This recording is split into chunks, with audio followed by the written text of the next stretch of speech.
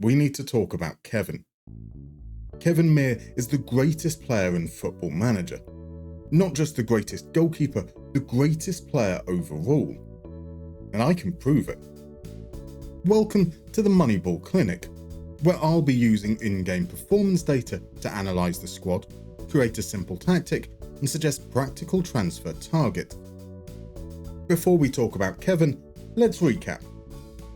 We took over a freshly relegated Everton, sold off the entire squad bar a handful, and waltzed to a championship title. Back in the Premier League, we embraced hoofball to guide us to survival. Beto departed for Saudi Arabia, and Kunku and Ekitike arrived permanently as we transitioned to a more palatable style of football and secured European qualification at the end of Season 3. Working with the league's lowest wage budget, that's when we added Kevin Mier.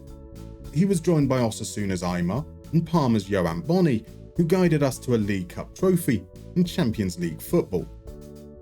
That was meant to be the end goal, deliver Champions League football at the end of a 5-year plan.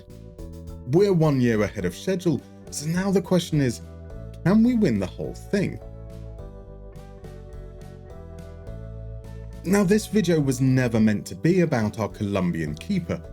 I set out to create a ranking system to assess our players over the course of the entire save, to help identify where we can find those marginal gains whilst working within our £1.25 million per week wage budget.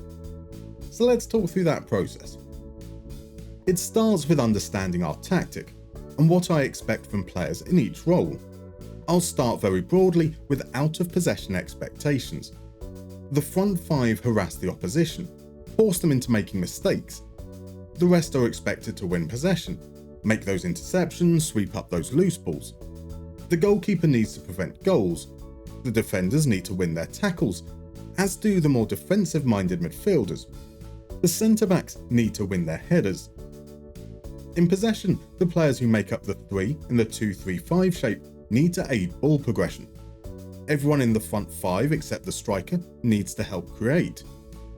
The goal-scoring burden falls mainly on the striker and the inside forward, who I expect to score above their XG, with the advanced playmaker also chipping in. The winger needs to be a dribbly boy. The striker needs to be a big boy. The 2 playmakers need to show for the ball. I want everyone to be careful in possession. Most of these actions can be correlated to an existing metric in-game. There are some, however, I believe we can improve upon by doing some manual calculations. Yup, that means spreadsheets, but this is not a tutorial. I have linked a guide to exporting an analysis in the description below. Today, I'll talk through my process, highlighting formulas where appropriate. Firstly, these are the leagues we have loaded and set to full detail. These will form the filter in the search screen, along with a requirement of at least 900 minutes played, the equivalent of 10 full games. We want to include Everton players in the results, as well as players not interested in joining. I've created a view with the metrics mentioned earlier. I also include unique ID, so I can distinguish between players with the same name, the assistant manager's opinion of the player's best position, the division they play in, age, wage, and minutes. I'll export this data for every season so far. But how do you get that information from previous seasons? I'm afraid there's no special trick here. I just save the game at the end of each season, then go back to it when I need that information. Once exported and tidied up a little, we have a nice little table of 21,500 players. As I import each season, I mark it in the first column. This will help us a little later, but first let's talk about those extra calculated metrics at the end. Progression percentage is just the number of progressive passes divided by the number of passes completed. This helps identify how often a player looks to play a progressive pass. Loss percentage is possession lost divided by possession lost plus passes completed. This helps identify how frequently a player loses the ball. XGOP percentage is goals divided by XG. This helps contextualize XG over or under performance. XGP percentage is goals conceded divided by goals conceded plus XGP. This shows how much better or worse than expected a goalkeeper is performing. Now this treats every league equally, so a player in League 1 is considered on a par with a player in the Bundesliga, so let's adjust for league strength. I showed this Opta ranking chart a couple of episodes ago, and we can see that the Premier League was the highest ranked. We can use this information to measure other leagues' rankings as a percentage of the Premier League. This gives us a nice little multiplier table like this, which we can use to adjust the imported figures. For metrics where the higher the number the better, such as goals, we multiply by the multiplier. For metrics where the lower the number the better, such as loss percentage, we divide by the multiplier. This will be the data set from which I work out percentiles. Before we start, I've converted wingbacks to defenders and wide midfielders to attacking midfielders, as this just helps ensure they're compared to their peers. We want to calculate the percentile for the specific metric against other players in the same position, essentially giving them a score out of 100. This is what we'll use to create role scores. Let's just go back to the tactic and have a reminder of the metrics we identified for each role. Personally, I like to consider one metric for each position to be the primary metric. For example, header win rate for centre-backs or expected assists for the advanced playmaker. Back to the spreadsheet, and I'm going to use those metrics to create a role score. Very simply, I'm going to take the average percentile score for each of those metrics, counting the primary metric twice. So for a sweeper keeper, that's XGP twice, XGP percentage, possession 1, and loss percentage. Is this overkill? Yeah, absolutely. And we're not even done yet. Here is our current squad, excluding those who haven't reached the 900-minute mark in any season, and the scores for their roles in each season. I've taken an average of those role scores to give a kind of overall rating, but this doesn't quite feel right. I feel like there should be slightly more weight given to their most recent season, and so that's what I've done, along with a little penalty if they haven't played enough in a while. And that is how I proved that Kevin Mier is the greatest player in the world. His 97 rating far exceeds that of any other player in any other position, and the Dream 11 here looks pretty damn good. Of course, that's not entirely accurate. The scoring system, whilst based in logic, is very specific to the save and ultimately arbitrary, but it does serve a purpose. Firstly, it helps to identify where we can look to improve. Hageline, Ellertson, Ekitike and Broim have all just had good seasons, but they might not be as good as I initially thought. There is a slight disclaimer here with Ekitike. Due to injuries, 40% of his starts over the last couple of seasons have been as a striker, and that will skew things slightly. Nonetheless, if we can find improvements here, we should pursue it. Secondly, this approach helps us identify players we might have missed if we just focused on last season's performance alone. It's how we found Howson, who didn't play at all the previous season, but had performed well for Stoke the season before that. Or Aymar, who was coming off a down year but had been fantastic prior to that. The way I do this is take the player I'm looking to upgrade and search for players in the same position who've had at least one season ranked higher than the rating, whilst earning less. I might adjust some of those criteria if there aren't many results. Some will have had a pay rise since, some will be valued far beyond our means, some will have retired, and some will just look a bit shit. This is just a shortlisting method. We still need to do our due diligence. So let's get on with it. Kevin Mier is the greatest player in the world, so we can't improve here. Kayard is a good backup who will see out the final year of his contract. Billy Krellin is trash and leaving on a free transfer. We do need an emergency option. That option is Matt Ingram. He was very good for Hull in the Championship, albeit many seasons ago. A free transfer on 4.9 grand a week, he can be our Scott Carson. Right back stays as it is. Sinaya continues to be fantastic for us, and Warrington is a dependable, homegrown backup. In fact, we've given him a new 21.5k per week contract. Dean Howson has slotted in a treat at right centre-back. Oroz continues to be solid, if unspectacular. Coming into the last year of his contract, I think we can do better. Sold for £5 million to Ipswich. His replacement is Anis Kardaklia, an aerial force whilst on loan at Pisa. At 22, he's got room to grow. £1.2 million and 25k per week is rather nice too. I love Jared Branthwaite. Not only is he a great player, he's a great guy too. He's just agreed to a new contract that removes his release clause and only comes with a 2k pay rise. Clark Salter has barely played since we signed him, which was the plan. An emergency option who doesn't complain. No change needed here. There is, however, change at left back. The difference between Nkunku and Thomas is negligible. In fact, they both want new contracts too. Only Thomas's demands fit within our wage structure, so he's got a new deal, whilst Niels Nkunku has been sent to Al Fatih for £25 million. Affordable left backs are hard to find, but Maxim de Kuiper fits the mould. A consistent creative force over 5 years, he comes in for £6.25 million and 45k per week.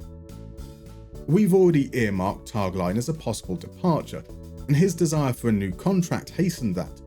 Another Al Fatih signing, this time for £30 million. Portelli had a decent season but isn't ready to be the starter. Enter Valencia's Johnny Bravo, Pepelu. He's the absolute picture of consistency. Sensible, dependable, the perfect amount of boring. And also, our most expensive signing, £13 million, 76k per week. It's the exact same situation for the central midfielder. Elliotson wants the big bucks, so he's now a Brentford player, sold for £20 million.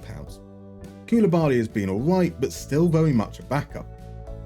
No pressure, but Azzedine Ounahi is the litmus test for my spreadsheet shenanigans. His rating takes a hit because he hasn't played for 2 years. Well, he has, but the MLS isn't loaded. We're judging on his time at Marseille, where he was great at aiding progression. A £4.2 million release clause is very nice. 47k per week is reasonable too. I can't believe Aymar cost just £12 million. He was sensational. JD Gessens was pretty good too, but he was sold to St Etienne for £4 million. This isn't contract related. He was happy as a bit part player, but he also stood in the way of Remy Trafford. Trafford impressed in limited minutes, is homegrown and ready to play some more. Earlier, I mentioned that the wing positions needed strengthening. Sadly, it wasn't to be. Gustav Isaacson, Badruddin Bouanani and Cesar Huerta all looked to be improvements, but the packages were beyond our means. That means Jakob Bruyne keeps his job, and to be fair, he's still impressive, as was Ryan Tisserand in his first season with the senior squad. In fact, Tisserand was so good that Harry Wilson is very much on the fringes, so we've sold him for £10 million to Brentford. His replacement is Neil Thomas, a player we signed from Barnsley last summer and immediately farmed out on loan to Queen's Park. He'll be the emergency option. On the left, Ekitike also keeps his job, and like Bruyne, he's also still very good, our top scorer the last 2 seasons. Stan Mills was serviceable as a backup and benefits from being homegrown. Up front, we have a dilemma. Yohan Bonney arrived in January after Liam Delap broke his leg. Bonney was great. So too was Miles Lieburn. Delap wasn't bad either considering the injury. But 3 players into 1 starting spot doesn't really fit. Lieburn has been sent back to Charlton on loan, with a recall clause in case injury strikes once more. We do have 1 spot left in our 25-man squad, and that will see Davy Christie promoted from the youth squad to be our emergency midfielder. Add Will Dixon and Yusuf Kermiti to the list of our outgoings, and that's 9 players sold for just under £105 million. In their place, we've bought in just 5 for a little shy of £25 million. Now this is meant to be the season that we swing for the fences, add those star players to take us to the next level. I'm excited by Pepelu and Ounahi, but there's this nagging feeling that the budgetary restrictions might just hold us back. A quick update on tactics. We've run with the same thing for the last 2 seasons, and it's doing the trick. But I think it's about time we increase the intensity. Let's impose ourselves on the opposition even more. In possession stays the same, build up from the back, play at a high tempo. In transition stays the same, build up from the back and counter press. Out of possession, it's time to increase those lines so we can overwhelm the opposition. As an extension to this, we'll also remove close down less from the deep lying playmaker. Let's give him a bit more freedom to harass. Let's also have a plan B for trickier opposition. We'll drop the mentality to positive. We'll play a little more direct. We'll revert to the higher defensive line. The deep lying playmaker can be swapped for a plain old defensive midfielder. It's always nice to start the season at home, even more so against the newly promoted Southampton side to whom we showed no mercy. But this was a season about settling scores. Jakob Bruyne gave us our first win against Chelsea in the save. We have beaten Man City before, but not in the league. Bony, Ekitike and Portelli put that record to bed en route to a 3-1 win. Arsenal, who've beaten us 5 times out of 6, could not handle Ryan de Lapp or Hugo Ekitike in the Champions League. In the Premier League, it was Yohan Bony and Ryan Tisserand who fired us to glory. Big wins against Wolves, Leicester and Bournemouth saw us open the season with an 11-game unbeaten run in the league. It wasn't until mid-November that we tasted defeat. 2-0 at the Amex Stadium. The Cups had been less kind. Defeats to Benfica and PSV saw us stutter in our debut Champions League campaign, whilst Liverpool knocked a rotated side out of the League Cup on penalties. In the league, they got one over us too, Curtis Jones seizing on poor build-up. In the final game of 2028, a 95th minute Noni Madueke equaliser saw us drop to second, 2 points behind Man City, 4 points ahead of Tottenham. We needed a hero, someone to step up to the plate and lead the charge. That someone was Yohan Bony. 12 goals in 11 Premier League games from January through March kept us in the hunt. A run that saw us drop just 5 points. A draw against Bournemouth was disappointing. A 4-2 reverse against Arsenal, humiliating. In the Champions League, narrow wins over Djurgårdens, Sturm Graz and Atalanta provided enough to get us into the knockout rounds, where Inter lay in waiting. At the San Siro, Ryan Tisserand stole a late draw. At Bramley Moor Dock, he wrapped up a 2-0 win that saw us through to the round of 16. Barcelona next, and they were less accommodating. Pepelu pulled one back as we lost 2-1 at home, before being absolutely routed at the Camp Nou, Ansu Fati's glorious 41st minute goal capping a 5-1 aggregate win. With 6 games remaining, we held a 1-point lead.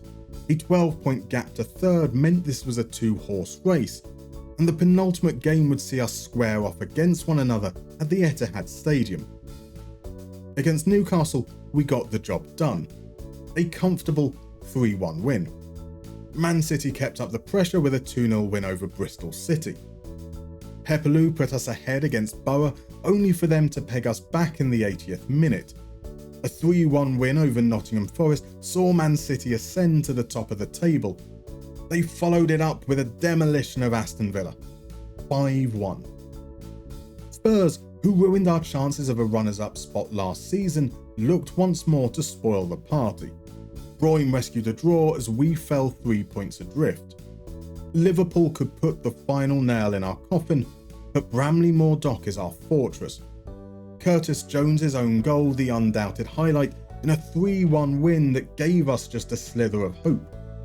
That slither turned into a wedge as Arsenal hosted Man City. Gabriel Jesus and Erling Haaland traded goals. Ødegaard's free kick put Arsenal ahead once more, only for Jeremy Doku to rescue a point. Still, just 1 point in it. A win would put us in the driving seat. We'd managed it only a few weeks prior in the FA Cup quarter-final, but this is a different stage altogether. The first half was tense.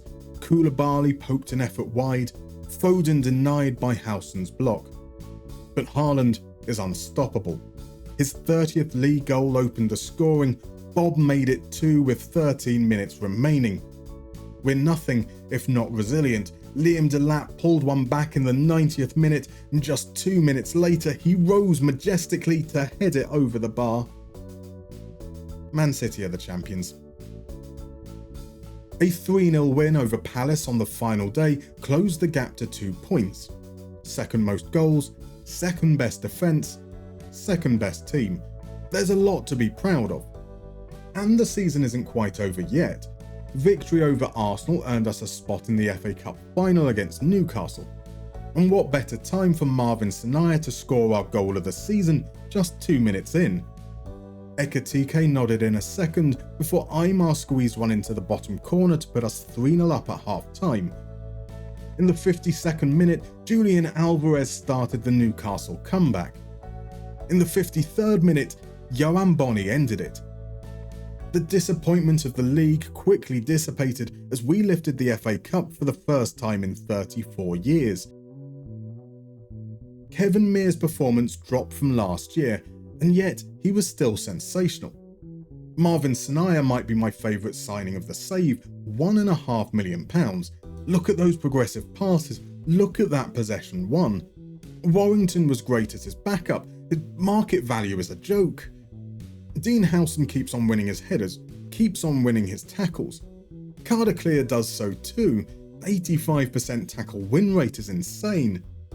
Branthwaite had a down year by comparison, but still excellent, and a goal threat.